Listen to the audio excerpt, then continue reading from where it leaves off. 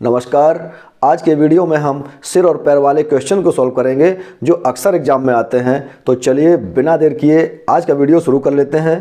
Question है कि एक चिड़ियाघर में कुछ चूहे और कबूतर हैं। यदि कुल सिरों की संख्या 20 और पैरों की संख्या 64 है तो चूहों की संख्या बताइए। मैं आपको यहाँ पर कुल दो तरीके बताऊँगा। पहला होता है एलिगेशन मेथड और दूसरा होता है एक ट्रिक। तो पहले हम तरीका सीख लेते हैं। एलिगेशन मेथड में हम क्या करते हैं, एक तरफ लिखते हैं चूहे, ठीक है, और एक तरफ लिखते हैं कबूतर। अब हम मान के ये चलते हैं कि उस चिड़ियाघर में टोटल चूहे हैं, कबूतर नहीं हैं, ठीक है। अगर टोटल चूहे हैं तो कुल सिर कितने दिए गए थे, 20, यानी यहाँ पर 20 चूहे होंगे। तो उस 20 चूहों के हमें पैर बनाने हैं, ठीक है। तो 20 चूहों के पैर कितने होंगे भाई, 20 चूहे हैं तो 20 चौके 80, क्योंकि चूहे के 4 पैर होते हैं तो 80 पैर हमें मिल जाएंगे, ठीक है। अब हम ये मान के चलते हैं कि उस चिड़ियाघर में चूहे नहीं हैं, सिर्फ कबूतर हैं। अब कबूतर कितने हैं, 20, भाई सिर 20 है ना, तो 20 ये सिर कबूतर के हम मान लेते हैं। तो यहाँ पर अगर 20 कबूतर हैं तो 20 कबूतर के पैर कितने होंगे भाई, एक कबूतर के 2 पैर होते हैं तो 20 कबूतर के कितने हो जाएंगे, 20 दूनी 40 पैर, ठीक है। बस अब क्या करना है कि क्वेश्चन में पैर कितने दिए हैं, क्वेश्चन में पैर दिए हैं 64, तो यहाँ पर बीच में हम लिखेंगे 64, ठीक। अब एलिगेशन मेथड हमारा क्या होता है, इस तरह से इसमें से ये घटा के यहाँ लिखिए और इसमें से ये घटा के और यहाँ लिखिए, ठीक है।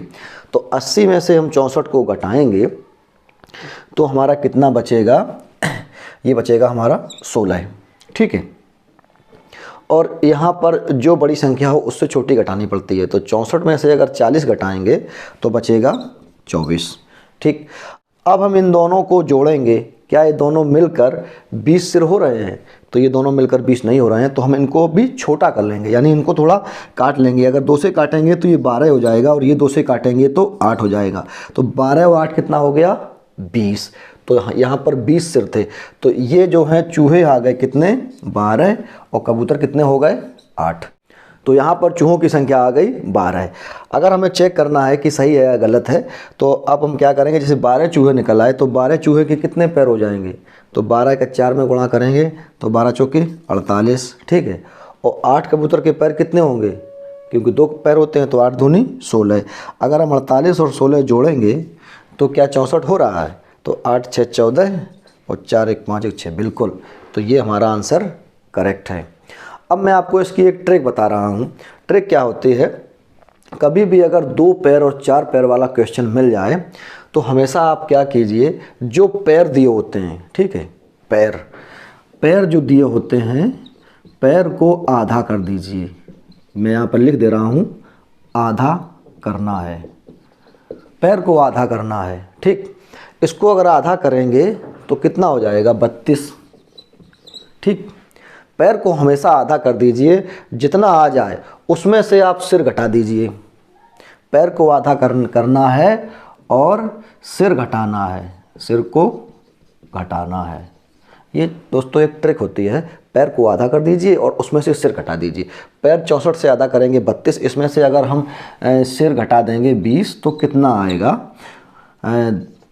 12। और जो भी आएगा हमेशा वो 4 पैरों वाला जानवर निकलेगा।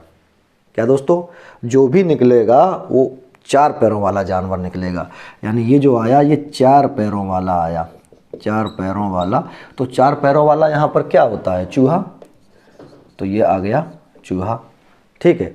अब जब चूहा 12 आ गया, अब टोटल जानवर कितने थे, 20, यानी कुल सिर कितने थे, 20। तो 20 में से हम 12 और घटा देंगे एक बार तो कितना आ जाएगा, 8। तो ये 8 आ जाएंगे कबूतर। ट्रिक को एक बार और समझिए, पैरों को हमेशा आधा करना है। तो पैर कितने थे, 64 से आधा हो जाएगा 32। इसमें से हमें सिर घटा देना है, लिख भी दिया है मैंने, पैर को आधा करना है और सिर घटाना है। जो आएगा वो हमेशा 4 पैरों वाला जानवर आएगा। तो ये आ गया 12, ठीक है। जब 12 चूहे हो गए तो इस 20 में से 12 और घटा देंगे तो 8 कबूतर हो जाते हैं। तो उम्मीद करता हूँ कि ये ट्रिक आपको समझ में आ गई होगी। अब हम नेक्स्ट क्वेश्चन सॉल्व करते हैं। तो नेक्स्ट क्वेश्चन दिया गया है, एक बगीचे में कुछ घोड़े और मुर्गियां हैं। यदि कुल सिरों की संख्या 35 और पैरों की संख्या 130 है तो मुर्गियों की संख्या बताइए। चलिए पहले हम एलिगेशन मेथड यूज करेंगे। तो एक तरफ लिख लेंगे घोड़े, ठीक है, और एक तरफ लिखेंगे मुर्गियां। अब हम मान के चलते हैं कि उस बगीचे में सिर्फ घोड़े ही घोड़े हैं। तो कुल सिर कितने दिए थे? 35। अगर 35 के 35 घोड़े हैं तो इनके पैर कितने बनेंगे? हमें सबसे पहले पैर बनाने होते हैं। तो 35 घोड़ों के पैर कितने होंगे? 35 का 4 में गुणा कर देंगे, क्योंकि एक घोड़े के 4 पैर होते हैं। तो 35 चौके 140। ठीक है, अब हम मान लेंगे कि घोड़े नहीं हैं, सिर्फ मुर्गियां ही मुर्गियां हैं।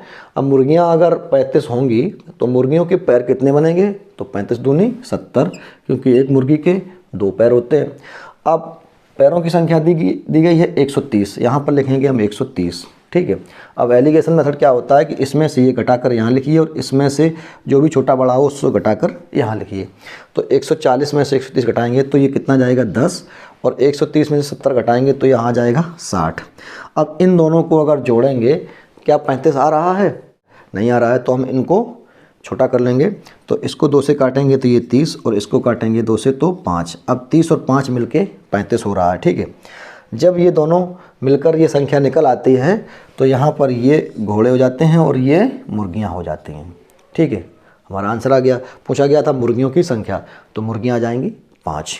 ठीक है, अब हम अगर ट्रिक की सहायता से इसको सॉल्व करेंगे तो ट्रिक में हम सबसे पहले क्या करते हैं, जो भी पैर होते हैं, मैंने लिख दिया है कि पैर को आधा करते हैं, इसके बाद सिर घटा देते हैं। तो पैर 130 है, इसका आधा करेंगे, 130 का आधा होता है 65। इसमें से हम क्या करेंगे? सिर घटा देंगे। सिर कितने थे? 35। अगर हम 35 घटा देंगे तो कितना बचेगा? ये 30। ठीक, जो भी ये निकलता है वो हमेशा 4 पैरों वाला जानवर निकलता है। तो 4 पैरों वाला क्या था? घोड़ा। ये घोड़े आ गए 30। ठीक है, अब पूछा गया है मुर्गियों की संख्या, तो इस 35 में से 30 और घटा देंगे, क्योंकि टोटल 35 सिर थे, यानी टोटल जानवर तो 35 ही होंगे। तो 35 में से अगर 30 और घटा देंगे एक बार तो ये 5 आ जाएंगी मुर्गियाँ। ठीक है, इसको अगर आप चेक करना चाहें कि 30 घोड़े और 5 मुर्गियाँ, तो 30 घोड़े के होते हैं, 30 घोड़ों के 4 पैर के हिसाब से कितने हो जाएंगे? 120 पैर। ठीक है, और 5 मुर्गियों के 2 पैर के हिसाब से 5 दूनी 10 पैर। अगर हम दोनों जोड़ेंगे तो 130 पैर। ये क्वेश्चन में दिया था, पैरों की संख्या 130 है। तो ठीक है दोस्तों, उम्मीद करता हूँ ये भी आपको समझ में आ गया होगा। क्वेश्चन दिया गया है कि एक चारागाह में कुछ भेड़ और चरवाहे हैं। यदि कुल सिरों की संख्या 40 और पैरों की संख्या 140 है तो चरवाहों की संख्या बताइए। अब हम इसको सिर्फ ट्रिक की सहायता से सॉल्व करेंगे। तो ट्रिक में क्या होता है कि पैरों को आधा कर दिया जाता है। तो पैर कितने? 140, तो इससे आधा कितना हो जाएगा? 70। अब सिर घटा देंगे। सिर कितने हैं? 40। चलिए 40 घटाएंगे तो जो भी निकलेगा, ये जो 30 निकला, ये 4 पैरों वाला जानवर। तो 4 पैरों वाला कौन होता है? यहाँ पर भेड़। ये आ गई भेड़। ठीक है, अब पूछा गया है चरवाहों की संख्या। तो अब क्या करेंगे? जो टोटल 40 थे उसमें से 30 और घटा देंगे भेड़ों के सिर। तो भाई 40 में से 30 घटाएंगे तो कितना बचेगा? 10। ये चरवाहे आ गए। लीजिए, बहुत ही सरल है ये। भेड़ और गड़रियों के एक समूह में 16 पैर हैं जो सिर की संख्या से 10 अधिक हैं, तो भेड़ों की संख्या क्या होगी? यहाँ पर दिया है पैर दिए हैं 16। ठीक है, जो सिर की संख्या से 10 अधिक हैं, यानी जो 16 पैर हैं वो सिरों से 10 ज़्यादा हैं। ठीक है, तो सिर कितने हो जाएंगे भाई? 16 जो पैर हैं वो सिरों की संख्या से 10 ज़्यादा हैं, तो सिर 10 कम होंगे। तो 16 में से 10 घटा देंगे तो 6 सिर होंगे। ठीक है, अब पूछा गया है भेड़ों की संख्या क्या है। तो मैंने आपको क्या कहा था कि पैर को हमेशा आधा कर देते हैं। तो पैर को आधा करेंगे, कितना बचेगा? 8। ठीक है, अब इसमें से हम सिर घटा देंगे। तो 8 में से हम सिर घटाएंगे 6, तो जो भी निकलेगा 2, वो 4 पैरों वाला जानवर होगा, तो वो भेड़ निकल आएगी। लीजिए, 2 भेड़ हैं उसमें। आंसर आ गया। नेक्स्ट क्वेश्चन बहुत ही इंपॉर्टेंट है। दिया गया है कि किसी पार्किंग में 2 प्रकार के वाहन हैं। इसमें कुछ मोटरसाइकिल और कुछ कारें हैं। यदि कुल वाहनों की संख्या 120 है तथा पहियों की संख्या 280 है तो कितनी मोटरसाइकिल और कितनी कारें हैं? इसको भी हम ट्रिक की सहायता से सॉल्व कर सकते हैं। कैसे भाई? यहाँ पर पैर की जगह पहिए दे दिए गए हैं। तो पहिए कितने हैं? 280। इसका हम आधा कर देंगे। 280 आधा कितना होता है? 140। ठीक है, इसमें से हम सिर घटा देंगे। सिर का मतलब क्या होता है? कुल वाहनों की संख्या। ठीक है, कुल वाहन कितने हैं? 120। तो इसमें से अगर हम 120 को घटा देंगे तो कितना बचेगा? 20। जो भी निकलेगा वो हमेशा 4 पैरों वाला जानवर, यानी 4 पैरों वाला वाहन निकलेगा। तो ये 4 पैरों वाला वाहन क्या होता है? कार। तो 20 कारें हैं वहाँ पर। ठीक है। अब पूछा गया है कि कारें कितनी है और मोटरसाइकिल भी कितनी है। तो मोटरसाइकिल के लिए 120 कुल वाहन थे, उसमें से हम 20 और घटा देंगे तो कितना बचेगा 100, तो 100 हो जाएंगी मोटरसाइकिल। बहुत ही सरल क्वेश्चन था ये, बिल्कुल 2 सेकंड में इसको सॉल्व कर सकते हैं। नेक्स्ट क्वेश्चन भी बहुत ही इंपॉर्टेंट है। दिया गया है कि किसी पार्किंग में कुछ 4 पहिया वाहन है, कुछ 3 पहिया वाहन है। यदि कुल वाहनों की संख्या 135 है तथा उनके पहियों की संख्या 420 है तो कितने 4 पहिया वाहन हैं। दोस्तों यहाँ पर 3 पहिया और 4 पहिया वाहनों की बात हो रही है, तो हम इसमें ट्रिक यूज नहीं कर सकते हैं, हम एलिगेशन मेथड से इसको सॉल्व करेंगे। तो एक तरफ लिख लेंगे हम 3 पहिया, ठीक है, 3 पहिया वाहन, और एक तरफ लिख लेंगे 4 पहिया वाहन। इस तरह से हम इसको सॉल्व कर लेंगे। यहाँ पर कुल वाहन है 135, तो हम मान लेंगे कि सिर्फ 3 पहिया वाहन है। अगर 3 पहिया वाहन 135 हैं तो उनके पहिए कितने हो जाएंगे, तो 135 का गुणा 3 में करेंगे तो ये कितना हो जाएगा 405, ठीक है। 3 पहिया वाहनों के 405 पहिए हो जाएंगे। अब हम मान चलते हैं कि वहाँ पर सिर्फ 4 पहिया वाहन है, तो 4 पहिया वाहनों के कुल पहिए कितने हो जाएंगे, वाहन है 135, तो 135 का हम 4 में गुणा करेंगे तो ये हो जाएगा 540। तो 4 पहिया वाहनों के 540 पहिए होंगे। अब क्वेश्चन में दिया है कि कुल पहियों की संख्या है 420, तो यहाँ पर हम बीच में लिखेंगे 420, ठीक है। अब हम एलिगेशन मेथड लगाएंगे, तो 540 में से 420 को घटाएंगे तो यहाँ पर कितना आ जाएगा, ये 120, ठीक है। और 420 में से 405 घटाएंगे तो यहाँ आ जाएगा ये 15, ठीक।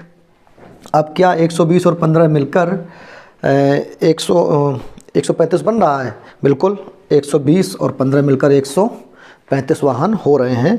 तो यहाँ पर ये हो जाएंगे 4 पहिया वाहन और ये हो जाएंगे 3 पहिया वाहन, तो ये 15 4 पहिया वाहन होंगे। अगर हमसे पूछा जाता कि कितने 3 पहिया वाहन होते तो ये वाला आंसर हो जाता। तो दोस्तों वीडियो कैसा लगा आप मुझे कमेंट करके ज़रूर बताना, और इसी तरह के यूजफुल वीडियोज़ के लिए आप मेरे चैनल को सब्सक्राइब कर लीजिएगा। जल्दी मिलते हैं नेक्स्ट वीडियो में। Thank you.